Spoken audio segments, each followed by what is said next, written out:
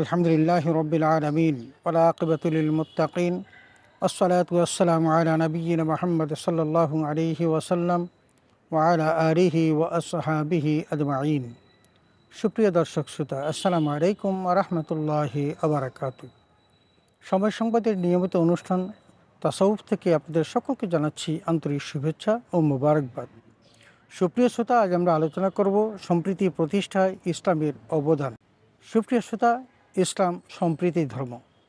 ইসলামে সকল ধর্ম ও ধর্মীয় মতবাদকে শ্রদ্ধার চোখে দেখা হয়। শুধু তাই নয়, সকল শ্রেণীর মানুষের মধ্যে সম্প্রীতি প্রতিষ্ঠার লক্ষ্যে ইসলাম সব সময় কথা বলে। সম্প্রীতি কী? সম্প্রীতি হলো একই সমাজে বসবাসরত বিভিন্ন সম্প্রদায় ও বিভিন্ন ধর্মের মানুষের মধ্যে শান্তিপূর্ণ সহাবস্থান। প্রিয় নবী রাসূল আকরাম সাল্লাল্লাহু আলাইহি ওয়াসাল্লামকে আল্লাহ জাল্লা শাআনুহু এমন একটি সময় পৃথিবীতে পাঠিয়েছেন যখন মানুষের মধ্যে বিভিন্ন রকমের অনাচার ছিল। মারামারি, হানাহানি, কাটাকাটি, মদ্যপান, ব্যভিচার, জুয়া, এই সকল কিছু বিদরিত করে একটি শান্তিপূর্ণ সমাজ প্রতিষ্ঠা করার জন্য আল্লাহ রব্বুল আলামিন তাকে পাঠিয়েছিলেন এবং মানবতার কল্যাণের জন্যই তাকে পাঠিয়েছিলেন। যেমনটি আল্লাহ তাআলা পবিত্র কোরআনুল কারীমে ইরশাদ করেছেন, ওয়ামা আরসালনাকা ইল্লা রাহমাতাল লিল আলামিন, অর্থাৎ আমি আপনাকে বিশ্ব জগতের রহমত হিসেবে প্রেরণ করেছি। সূরা আম্বিয়া আয়াত 107। সুপ্রিয় শ্রোতা, একটি দেশে বিভিন্ন জাতি, ধর্ম ও বর্ণের লোক বসবাস করে। তাদের জাতিসত্তা, ধর্ম, বর্ণ ইত্যাদি ভিন্নতা সত্ত্বেও তারা কিন্তু একই লক্ষ্যস্থলে তারা থাকেন। সেটা হলো তাদের জাতিসত্তা এক, যে কানান নাসু উম্মাতাম ওয়াহিদা, অর্থাৎ সকল মানুষ একই জাতিভুক্ত। সূরা বাকারা আয়াত 213। এদের সকলের পিতা এক এবং মাতা এক, যেমনটি হযরত আলী রাদিয়াল্লাহু তাআলা আনহুর কণ্ঠে এই কথাটি প্রতিধ্বনিত হয়েছে। তিনি সুস্পষ্ট ভাষায় ঘোষণা করেছেন, আল ইনসানু মিন জিহাতি তিমসালি ইকফাহুন আবুহুম আদামু ওয়া উম্মুহুম হাওয়া, অর্থাৎ মানুষ আকৃতিগত দিক থেকে সকলেই সমান। তাদের বাবা হলো আদম আর মা হলো হাওয়া আলাইহিস সালাতু ওয়াস সালাম। সুতরাং মানুষ হিসেবে মানুষের মধ্যে একটা সম্প্রীতির ভিত অলরেডি তৈরি হয়ে আছে।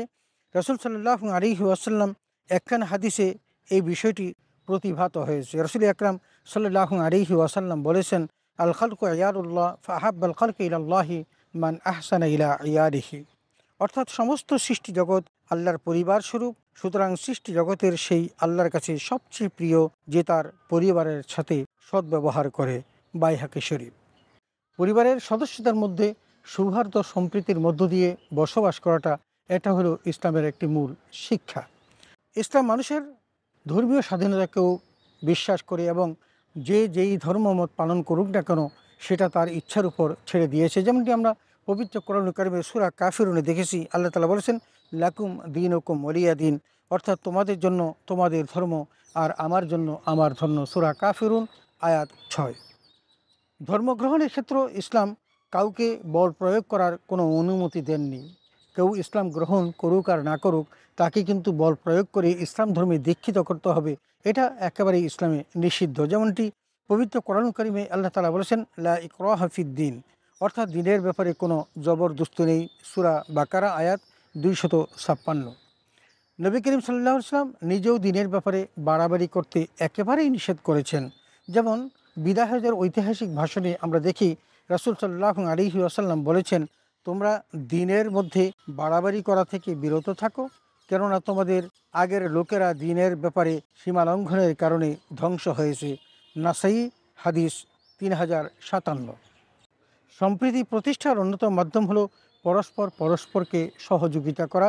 যেমনটি কোরআনুল কারীমে আল্লাহ তাআলা ইরশাদ করেছেন, তাআওয়ানু আলাল বিররি ওয়াত তাকওয়া ওয়ালা তাআওয়ানু আলাল ইসমি ওয়াল উদওয়ান, অর্থাৎ তোমরা ভালো কাজ ও তাকওয়া অর্জনে পরস্পরকে সহযোগিতা করো, পাপ ও সীমা লঙ্ঘনের ক্ষেত্রে কেউ কাউকে সহযোগিতা করো না। সূরা মায়েদা আয়াত 2। সম্প্রীতি প্রতিষ্ঠার সুদূর প্রসারী লক্ষ্য নিয়েই রাসূল আকরাম সাল্লাল্লাহু আলাইহি ওয়াসাল্লাম মদিনা সনদ প্রতিষ্ঠা করেছিলেন, যেখানে জাতি, ধর্ম, বর্ণ নির্বিশেষে সকলে সমান অধিকার ভোগ করতেন। সেখানে কেউ কারো প্রতি জুলুম করবে না, কাউকে আঘাত করবে না, কারো সম্মানহানি করবে না। কল্যাণ রাষ্ট্রের নাগরিক হিসাবে সকলের মর্যাদা সমুন্নত থাকবে। এটাই ছিল মদিনা সনদের মূল মন্ত্র। প্রিয় নবী রাসূল আকরাম সাল্লাল্লাহু আলাইহি ওয়াসাল্লাম মক্কা থেকে মদিনায় হিজরত করে তিনি সেখানকার বহুদা বিভক্ত ইহুদি খ্রিস্টান সহ সকল ধর্মাবলম্বীদের নিয়ে একটি বন্ধুত্বপূর্ণ সম্পর্ক তৈরি করেছেন, যা ছিল পৃথিবীর ইতিহাসে একটি বিরল ঘটনা। রাসূল আকরাম সাল্লাল্লাহু আলাইহি ওয়াসাল্লামের আদর্শ অনুসরণ করে আমাদের উচিত সকল ধর্মের মানুষের সাথে সম্প্রীতি ও সৌহার্দ্যভাব বজায় রাখা, এবং কোরআনুল কারীমের শিক্ষাও কিন্তু তাই। যেমনটি আমরা দেখেছি কোরআনুল কারীমে আল্লাহ তাআলা বলেছেন, ওয়াইন আহাদু মিনাল মুশরিকিনা ইসতাজারাকা ফাআজিরহু হাত্তা ইয়াসমা'a কালাম আল্লাহ সুম্মা আবলাগহু মা'মানা যালিকা বিআন্নাহুম কওমুন লা ইয়ালামুন। অর্থাৎ মুশরিকদের মধ্যে কেউ যদি আপনার কাছে আশ্রয় চায়, তাহলে আপনি তাকে আশ্রয় দেবেন, এরপর তাকে তার নিরাপদ স্থানে পৌঁছে দেবেন। সূরা তাওবা আয়াত ৬। সুপ্রিয় শ্রোতা, আমরা সম্প্রীতি প্রতিষ্ঠায় ইসলামের অবদান দেখেছি।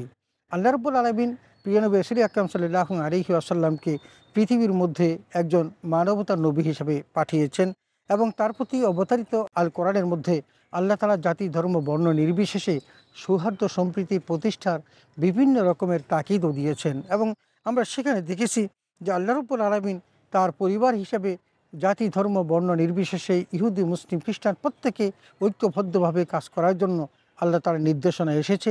এবং আমরা এটাও দেখেছি পরস্পরকে সহযোগিতা করার জন্য রাসূল আকরাম সাল্লাল্লাহু আলাইহি ওয়াসাল্লাম মদিনা সনদ প্রতিষ্ঠা করেছেন, এবং তার আদর্শ অনুসরণে আজও যদি পৃথিবীর মানুষ সম্প্রীতির বন্ধনে আবদ্ধ হয় এবং একে অন্যের প্রতি জুলুম না করে, কারো সম্মান কেউ হানি না করে, কারো সম্পদ কেউ দখল না করে, তাহলে এই পৃথিবীর মধ্যে একটা সম্প্রীতির ফুলগুধারা প্রবাহিত হবে এবং দুনিয়ার মানুষ তার কল্যাণ লাভ করতে সক্ষম হবে। আসুন আমরা এই বিষয়টির উপর আমল করি। আল্লাহ তাআলা আমাদের সকলকে সে তৌফিকে দান করুন, আমিন। ওয়া আখিরু দাওয়ানা আলহামদুলিল্লাহি রাব্বিল আলামিন। আসসালামু আলাইকুম ওয়া রাহমাতুল্লাহি ওয়া বারাকাতুহু।